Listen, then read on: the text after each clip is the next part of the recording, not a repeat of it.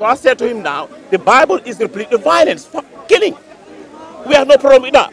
You said it's the Old Testament. All of those verses that you've read in the Old Testament have been abrogated in the place of the New Covenant. Okay. Listen. So that's what I said to him. We have no problem with that. But why is that when we are telling you that the verses he is quoting are talking in the past? No,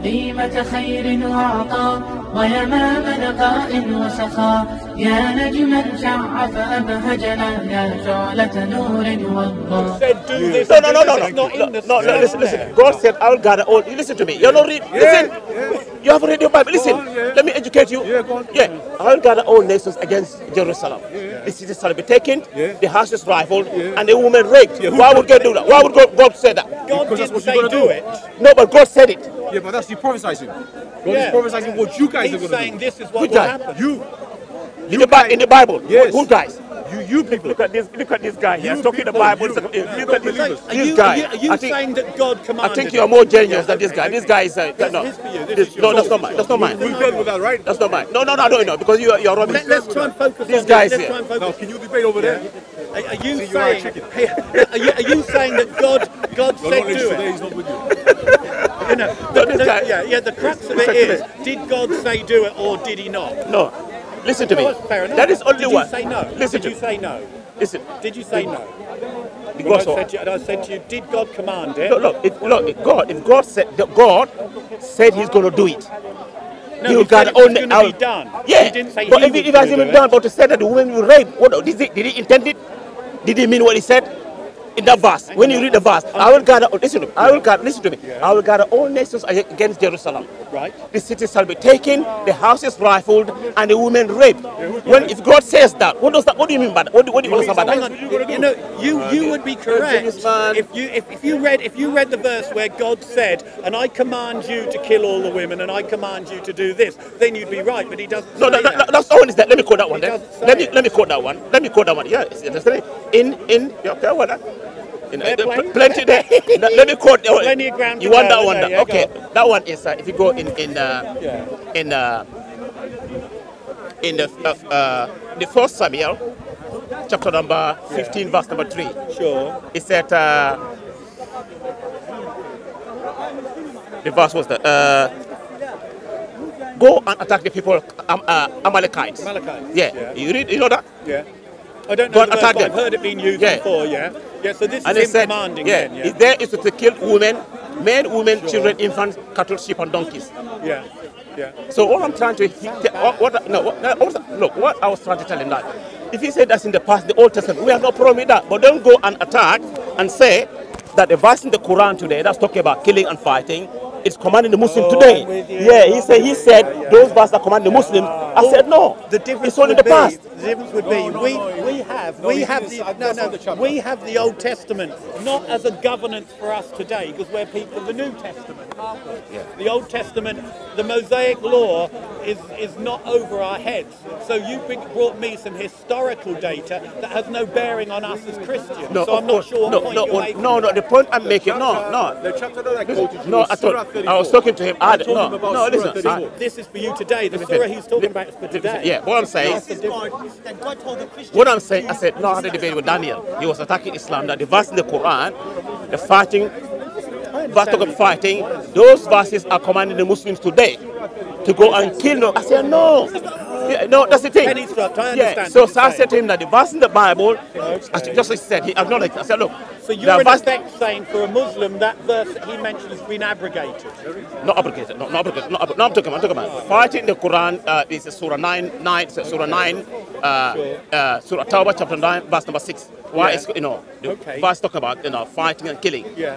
I'm saying those verses, many of them, we're talking about when the Muslims were fighting the enemies in the past. There's not a single verse in the Quran which is commanding the Muslim today to go and kill non-Muslims. So I said to him now, the Bible is replete with violence, killing. We have no problem with that. You said it's the Old Testament. All of those verses that you've read in the Old Testament have been abrogated in the place of the New Covenant. Okay. Listen. So that's what I said to him. We have no problem with that. But why is that when we are telling you that the verses he is quoting are talking in the past? I'll tell you why maybe some people think of it, because a lot of Muslims would quote those verses. A lot of Muslims. No. Who? Let's say those verses you were talking about where the fighting verses. So Muslim quote to tell what? Yeah. Do they not come in the later part of the Quran? I mean, I don't know. I'm not. To be honest with you, that kind of subject matter, I'm not that. No, when you say no, you're a nice guy. They're all not. I'm not really. That's one of those. These people they hate Islam. Instead of having a proper debate, it's all attack. Islam say kill. I said don't represent Islam. Sure. No Quran don't represent Islam. Islam, if you go in the Quran, so many verses, even the Hadith, you read the Hadith, Prophet Muhammad peace on him said, it is mentioned in Sahih al-Bukhari, volume number 9, Hadith number 6863. Can I ask you this? I think the penny's dropped. So what you're saying is, those verses that gentleman here brought to you are no longer part of what you are required to believe. No, you got to understand the Quran has got verses we're talking about the past. History. And this is what you're saying, that verse was one of those? Yeah. I'm talking about Daniel. When Daniel used as a principle for today. Exactly, absolutely. It's the history, just like you said, the verse that quote now about killing. It's the past. Would all Muslims agree with you on that? Majority of, ask anyone here, they'll agree with me. Because the Quran, if you read the Quran, Allah's one. Have been abrogated. Allah's one, not abrogated. Not abrogated, it's a history. It's the past. Yeah. If you read the Quran, Allah's one said in the Quran, in Surah Al-Baqarah, chapter 2, verse number 190 said, fight in the way of Allah those who fight against you. Yes, I heard that. Do not transgress. Verily, Allah does not like transgressors. Well, maybe then, me as a Christian and you as a Muslim, when a Muslim will say to me, but what about Deuteronomy and do this? I can say, well, that's abrogated, and we're not required to do that. Okay, I have no problem. I have no problem. That's what I'm saying. I said to him, I have no problem with that. But don't come. I said, I have no problem. When he's saying that the killings in the Old Testament is gone. But don't come here and then telling the Muslim that, look, these verses are telling you to go and kill. When you're telling you these verses are talking about the past. When the Muslims were fighting the enemies. You see, fight in the way of Allah. Those who fight against you, not innocent people. What's your name, sir? What you got there? Mohammed Lamin. Mohammed. Yeah, Lamin, yeah. And then if you read that. You want to get rid of that? In that, take that to the bridge. Millions of people around the world. Going around with corrupt Bibles. No, he's a Christian, don't follow this one. He said, throw it away, it's corrupted. All those millions there. All those millions. You're joking. I'll show you the Bible that I would recommend. No, let me recommend. Hang on, I'll show you the Bible I would recommend. Let me recommend the Bible. It has been shown in some of these Bibles that there are, I think there's 3 verses that have been brought to people's attention. One would be the stoning one, which comes in a later, and it's not in early translations. The other ones would be, you would know, wouldn't you? There's about 2 others that aren't in the earliest documents. Now, my answer to pointing out what you would call corruptions, they aren't corruptions, they're additions. So what you do, you go to the one that was before the corruptions, which I have. So I recommend any Christian, if you want to get yourself a copy of the Injil, and you don't want to have those disputed verses, go to the earliest one, the Greek interlineal, which will show how the Bible was right from the beginning. The one that Waraka had. Waraka had a Bible. He wrote it in Hebrew. Waraka had one of these. So let me say whether this verse, let me see whether there's corruption here. Can I test you? What is the corruption? I mean, it'll have it in the commentary, but it won't have it as part of the Greek verse. So I think your NRSV is a bit like that. Yeah. No, you haven't got an NRSV. I've got revised standard version. Yeah, that's not I've got RSV. Right, because the NRSV is closer to than this.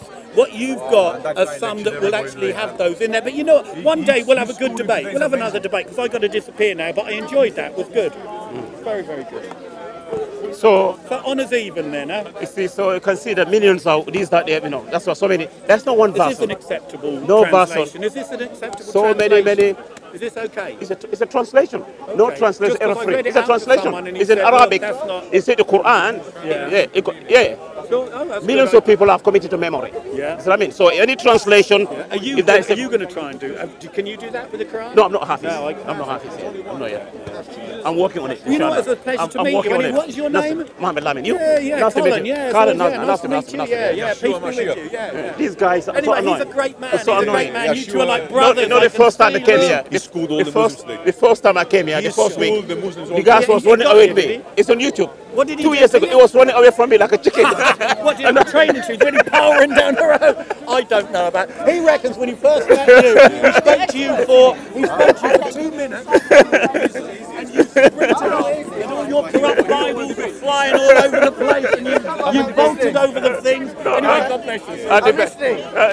I was hearing, I was listening. No, this guy's a waste of time. I debated with him about 3 times. Why do you want me to debate with him again? Because you're the only one that No, there are plenty here who are more knowledgeable than me. I'm not. There are people who are more knowledgeable. The other Muslims, they don't know. They don't know what they're talking about.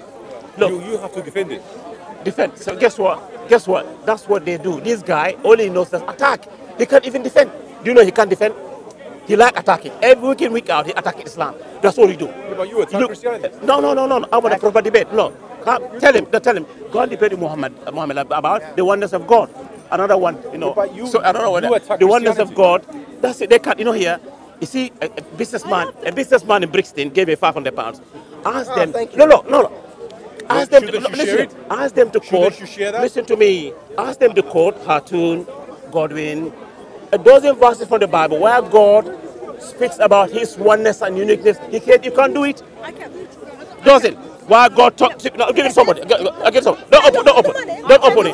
Don't open. Don't open. Don't open. Don't open. Don't open it. Don't open. Don't open. Don't open. No. Let me get a camera. Let me get a camera. Let me get a camera. Yeah. كتاب الله دستوري كتاب الله دستوري وخير الخلق أسوتنا بسنته